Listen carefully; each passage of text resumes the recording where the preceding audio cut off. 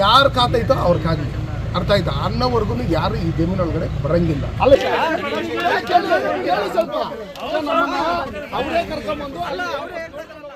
ಚಿಕ್ಕಬಳ್ಳಾಪುರ ಜಿಲ್ಲೆ ಚಿಂತಾಮಣಿ ತಾಲೂಕಿನ ತಿಮ್ಮಸಂದ್ರ ಗ್ರಾಮದ ಸರ್ವೆ ನಂಬರ್ 13/1ರಲ್ಲಿ 2 ಎಕರೆ 21 ಗುಂಟೆ, ಸರ್ವೆ ನಂಬರ್ 13/3ರಲ್ಲಿ 20 ಗುಂಟೆ, ಸರ್ವೆ ನಂಬರ್ 20ರಲ್ಲಿ 1 ಎಕರೆ 36 ಗುಂಟೆ ಜಮೀನು ವಖಫ್ ಆಸ್ತಿ ಎಂದು ದಾಖಲೆಗಳು ಇರುವ ಕಾರಣ ಆಕ್ರೋಶಗೊಂಡ ಕೋಲಾರ ಲೋಕಸಭಾ ಕ್ಷೇತ್ರದ ಮಾಜಿ ಸಂಸದ ಎಸ್ ಮುನಿಸ್ವಾಮಿ ಹಾಗೂ ತಂಡ ಇಂದು ವಿವಾದಿತ ವಖಫ್ ಆಸ್ತಿ ಸ್ಥಳಕ್ಕೆ ಬಿಜೆಪಿ ಮುಖಂಡರು ತಂಡ ಭೇಟಿ ನೀಡಿದ್ರು.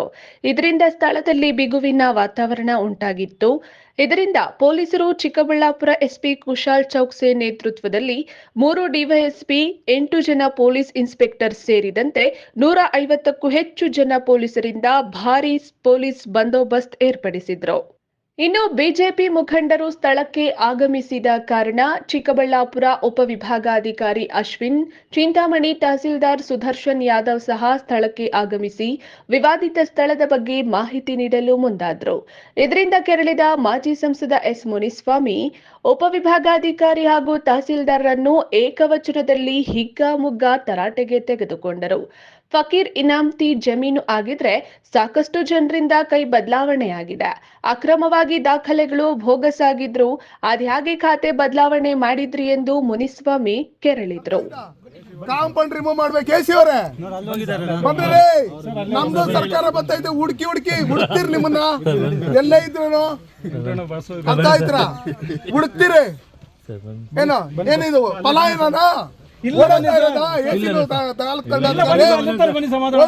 ತಪ್ಸ್ಕೊಂಡು ನಮ್ ಕ್ವಶನ್ಗೆ ಆನ್ಸರ್ ಕೊಡ್ರಿ ನೀವು.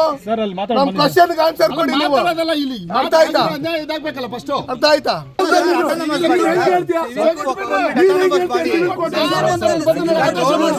ಬಂದ್ಬಿಟ್ಟಿದ್ದು ನೋಡ್ಬಿಟ್ಟಿದ್ದಲ್ಲ ನಂದೆ ಅಂತ ಹೇಳ್ಬಿಟ್ರೆ ಅವ್ರು ಸಿವಿಲ್ ಕೋರ್ಟ ಸಂವಿಧಾನದಡಿಯಲ್ಲಿ ಬಂದಿದೆ. ನೀವು ತಹಸೀಲ್ದಾರ್ ಏನ್ ಬೇಕು, ಎಸಿ ಏನ್ ಬೇಕು, ಡಿಸಿ ಏನ್ ಬೇಕು ಏನಂತ ನೀನೇನು ಅವ್ರನ್ನ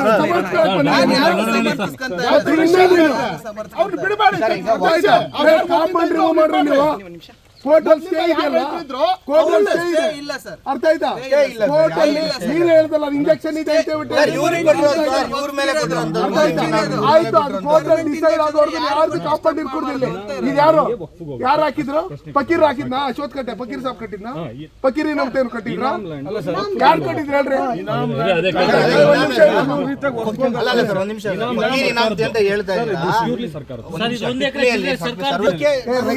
ಶುಗರ್ ಎಲ್ಲ ಬಂದ್ಬಿಡ್ತದೆ.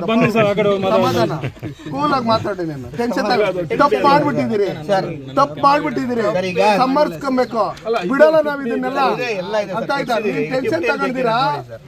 ತಾಲೂಕ್ ದಂಡಾಧಿಕಾರಿ ತಾಲೂಕಾಗಿರೋರೆಲ್ಲ ಬಂದು ನೀನ್ ತಪ್ಪು ಮಾಡಿದ್ದಾದ್ಮೇಲೆ ಕ್ವಶನ್ ಕೇಳಿದ್ದಾದ್ಮೇಲೆ ಎಸಿ ಅವರೇ ನೀವು ಆನ್ಸರ್ ಕೊಡ್ಬೇಕು, ತಹಸೀಲ್ದಾರ್ ದಂಡಾಧಿಕಾರಿ ನೀವು ಆನ್ಸರ್ ಕೊಡ್ಬೇಕು. ನಮ್ಮ ಭೂಮಿ ನಮ್ಮ ಹಕ್ಕು ಇದು. ಅರ್ಥ ಆಯ್ತಾ? ಹಂಗಿರೋವಾಗ ಇಲ್ಲಿ ಸಮಾಧಿಗಳಿದೆ, ಅಶ್ವತ್ ಕಟ್ಟೆ ಇದೆ, ಅರ್ಥ ಆಯ್ತಾ? ನೀವೇ ನಿಂತ್ಕೊಂಡು ಹಾಕ್ತೀರಾ?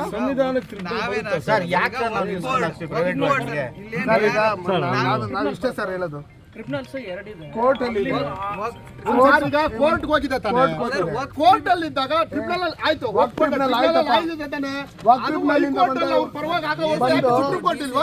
ಹೈಕೋರ್ಟ್ ಅದೊಂದೇ ದೊಡ್ಡದೇನ್ರಿ? ಹೈಕೋರ್ಟ್ ಇದೆ, ಸುಪ್ರೀಂ ಕೋರ್ಟ್ ಇದೆ. ಸರ್ ಈಗ ಹೈಕೋರ್ಟ್ ಅಲ್ಲಿ ಪೆಂಡಿಂಗ್ ಇದೆ ಸರ್. ಅದು ಹೈಕೋರ್ಟ್ ಇದು ಹಿಂದೆ ಆಗಿರೋಂಥದ್ದು, ಈಗ ಹೈಕೋರ್ಟ್ ಅಲ್ಲಿ ಪೆಂಡಿಂಗ್ ಕೂಡ ಇದೆ. ಆಸ್ ಆಫ್ ನಾವು ಇವತ್ತಾಗಿರೋಂಥದ್ದಲ್ಲ, 85 ಆಗಿದೆ ಕಾಂಪೌಂಡ್ ಆಗಿ ರೈತರಲ್ಲಿ. ಆಮೇಲೆ ಹೈಕೋರ್ಟ್ ಹೋಗಿ ಅಲ್ಲೇ ಸುಮಾರು 2-3 ವರ್ಷ ಆಗಿದೆ. ಮತ್ತೆ ಜಡ್ಜ್ಮೆಂಟ್ ಕೂಡ ಪೆಂಡಿಂಗ್ ಇದೆ. ಇಬ್ಬರಿಗೂ ಅದೇ ಮಾಡಬೇಕು.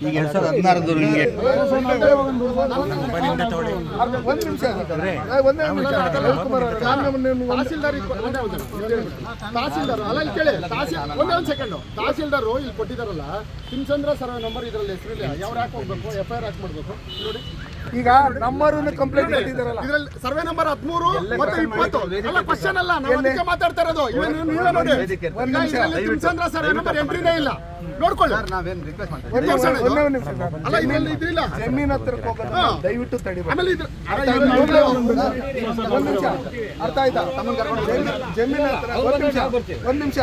ರೈತರು ನಮ್ಮ ಜೊತೆ ಇರ್ತಾರೆ, ನಮ್ಮ ಮುಖಂಡರುಗಳು ನಮ್ಮ ಜೊತೆ ಇರ್ತಾರೆ. ಅದು ಬಿಟ್ಟು ನಾನೊಂದು ವಿಷಯ ಹೇಳ್ತೀನಿ ಕೇಳಿ. ಇವ್ರು ಯಾರಾದರೂ ಏನಾದರೂ ಸಣ್ಣ ಪುಟ್ಟ ಅವು ಇವು ಮಾಡಿದ್ರೇನು ಕೇಳಿ, ಅದು ನಾವು ಜವಾಬ್ದಾರ. ಏನ್ ಹೇಳಿ, ನೀವೇನ್ ಜೈಲ್ ಕಳಿಸ್ತೀರಾ, ಗಲ್ಕ್ ಹಾಕ್ತೀರಾ, ಗಲ್ಕ್ ಹಾಕ್ತೀರಾ, ನಾವು ಹಾಕ್ಕೊಳಕ್ ರೆಡಿ. ನಾನೊಂದು ವಿಷಯ ಹೇಳ್ತೀನಿ ಕೇಳಿ.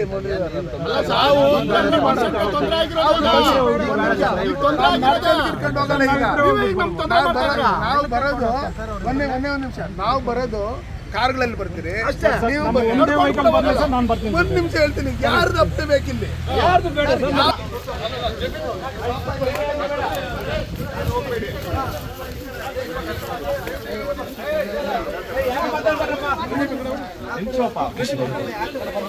ಯಾರು ಮಾತಾಡ್ಬಾರ್ದು, ಬರೀ ಕೇಳಿ ಬಂದ್ಬಿಡ್ರಿ, ಅಡ್ಡ ಬರ್ಬಾರ್ದು.